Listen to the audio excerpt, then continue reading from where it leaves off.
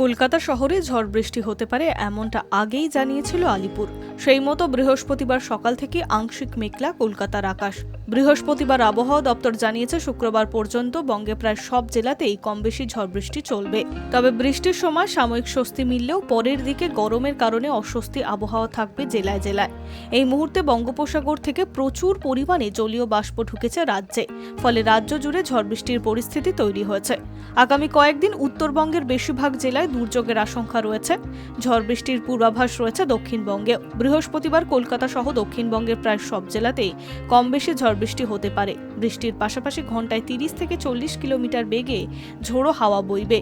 বীরভূম, নদিয়া, পশ্চিম বর্ধমান এবং মুর্শিদাবাদে ঝড় বৃষ্টির সম্ভাবনা বেশি। শুক্রবার পর্যন্ত এমনই চলবে বলে জানিয়েছে আলিপুর। তবে বিক্ষিপ্তভাবে আগামী রবি থেকে সোমবার পর্যন্ত ঝড় বৃষ্টি চলতে পারে। অন্যদিকে উত্তরবঙ্গে ভারী থেকে অতি ভারী বৃষ্টির সম্ভাবনা রয়েছে।